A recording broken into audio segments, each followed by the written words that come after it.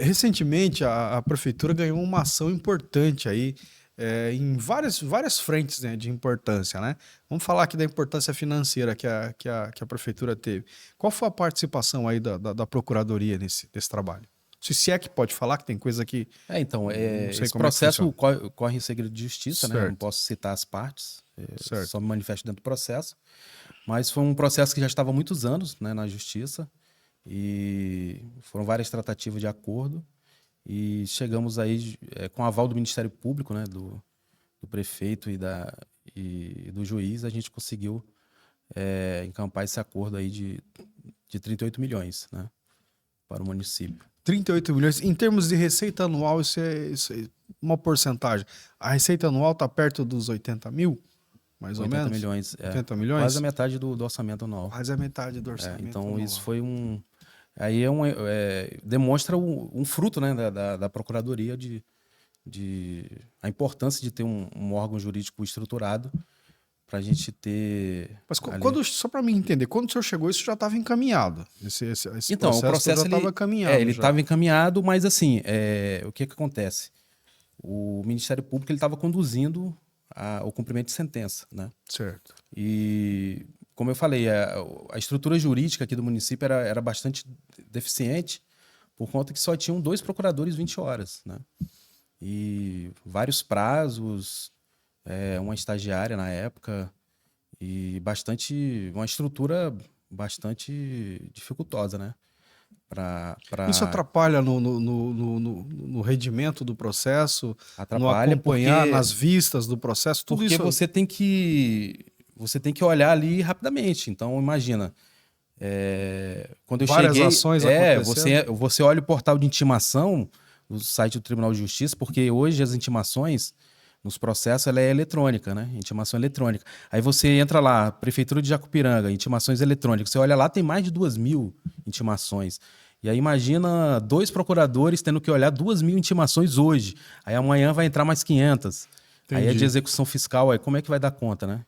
Então é Entendi. impossível. Por isso que eu falo sempre lá que o doutor Juliano, ele é um sobrevivente, que ele está aqui já há uns 10 anos, né? E conseguiu ficar por Como que bastante funciona a tempo. equipe lá? São quantas pessoas ao todo? Então hoje nós temos aí 3 procuradores, né?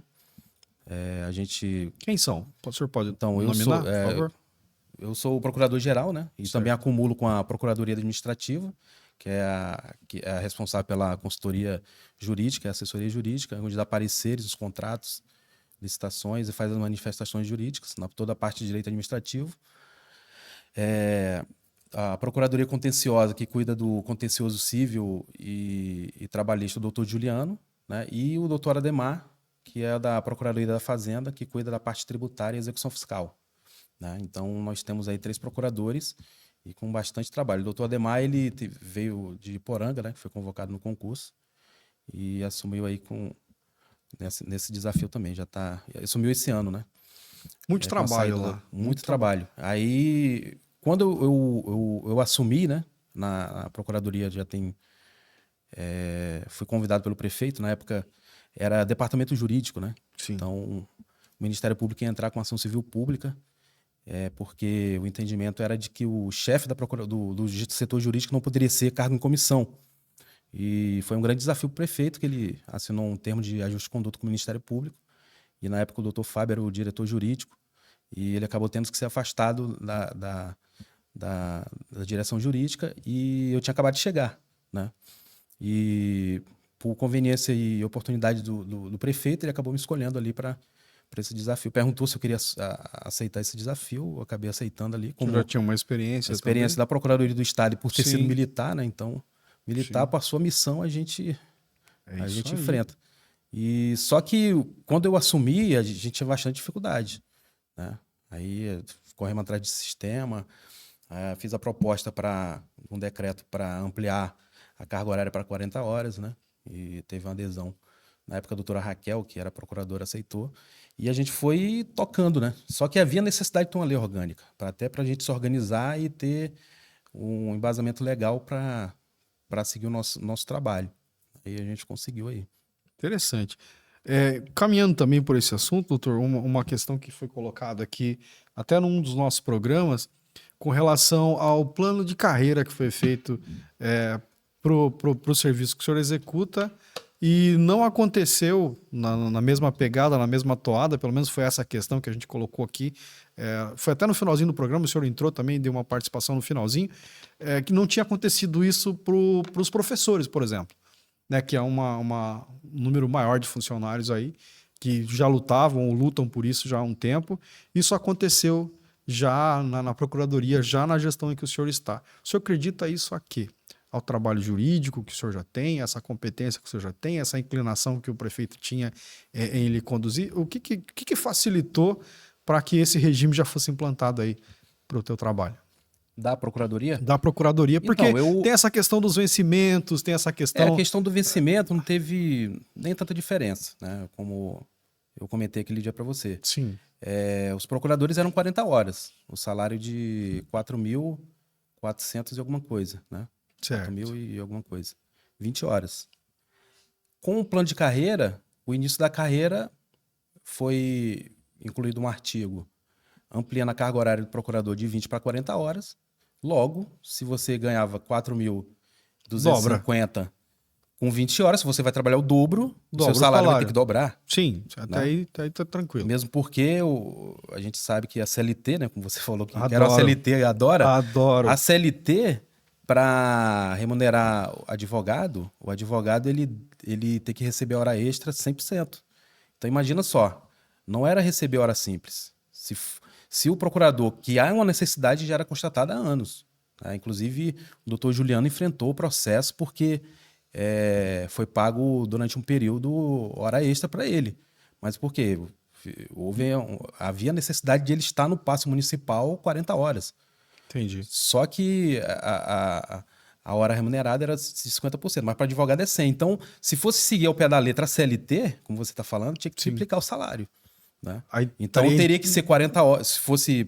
12 mil reais o salário. O procurador 20 horas, fazendo 40 horas, ele teria que ser remunerado 100% pela hora extra. Que não foi o caso. Né? A gente fez um plano que o salário ficou...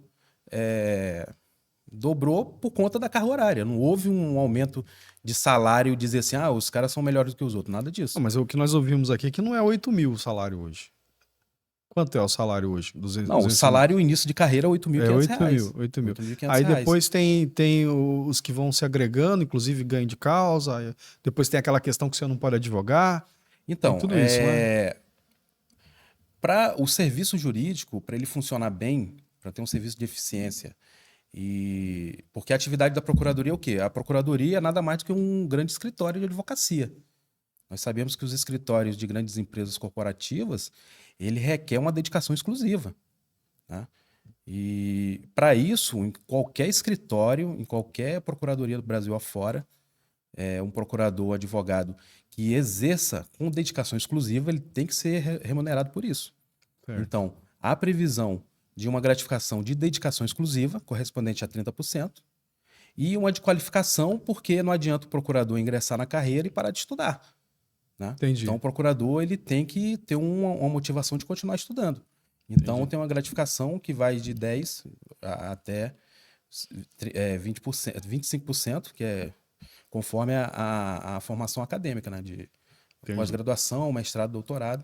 Sei que é um assunto chato, mas daí já passou de 10 mil o salário. Com esses 30 e com mais alguma coisa. O salário? O salário. Não, isso 8 se mil optar mais pela dedicação exclusiva. Sim. Se optar pela dedicação exclusiva. Tem essa opção? Tem a opção. Só que na dedicação exclusiva, ele não pode advogar fora das atribuições da Procuradoria. Entendi. Ele é 100% advogado da Prefeitura. Entendi. Então, imagina só. O cara, ele é 40 horas. Mas ele pode ter o escritório fora e advogar, como a maioria dos municípios do Vale é assim. Por isso que muitos também não têm interesse de mudar de 20 para 40 horas, porque a grande maioria, eu não critico, acho que isso é o direito de cada um, né?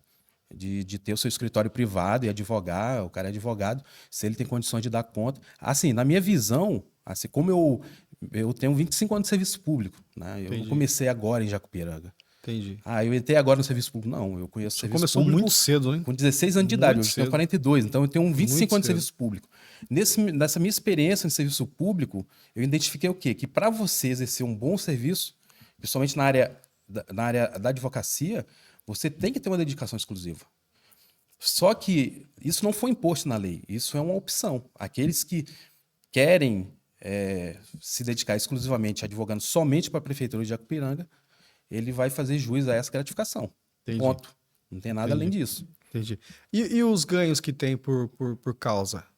Como é que funciona? Então, os honorários advocatícios, isso é previsão na lei federal, né? O Estatuto da Advocacia prevê que, e o Código de Processo Civil prevê que os honorários de sucumbência pertencem ao advogado. Então, não é só o advogado público, o advogado do município que recebe honorários. Por exemplo, se você contratar um advogado e processar um banco, né, você vai assinar um contrato, o advogado vai falar para você, ó, eu quero, sei lá, R$ 1.000 de entrada e 30% no final da causa. Você vai pagar isso aí para ele. 30% do ganho, no final da causa. Você contratou o seu advogado para processar um banco. Certo? Esse banco, ele perde o processo. Pelo Código de Processo Civil, a parte perdedora, ela é condenada em ônus de sucumbência. O que é um ônus de sucumbência? Ele vai ser condenado a pagar as custas processuais, mais os honorários do advogado da parte adversária. Então, quem vai pagar os honorários de sucumbência não é você que contratou ele. Lá. Não, você vai pagar os honorários contratuais que você contratou. Certo. Agora, o juiz, em regra, condena a parte adversária em honorário de sucumbência em 10%. Quem vai pagar esses honorários não é a parte que contratou você. Quem vai pagar é o banco que perdeu. Entendi. É o que acontece no município. O município, esse valor de honorário de sucumbência, ele não é verba pública. O honorário de sucumbência é o valor que a parte que perde processo contra a prefeitura paga. Como teve vários casos aí. Teve uma empresa que processou o município, né? E recorreu até o Superior Tribunal de Justiça e perdeu. E aí teve que pagar honorários. Né? Mas não saiu do cofre da prefeitura. Então, isso aí sai diretamente da parte que perdeu. Isso aí é a previsão do Código de Processo Civil no Estatuto da Advocacia. Eu sou leigo, como eu falei pro senhor. Tô perguntando perguntas aqui que podem parecer absurdas, mas eu não conheço. 38 milhões. O senhor levou esses honorários também? Desse valor? Não levei. Como é que funcionou? Porque se trata de uma ação civil pública. A ação civil pública não tem honorários. É um processo que não tem honorários de sucumbência. Entendi. Então, e desses 38 milhões, foi uma grande parte da ação em pagamento veio como imóveis, né? Móveis e imóveis. Uhum.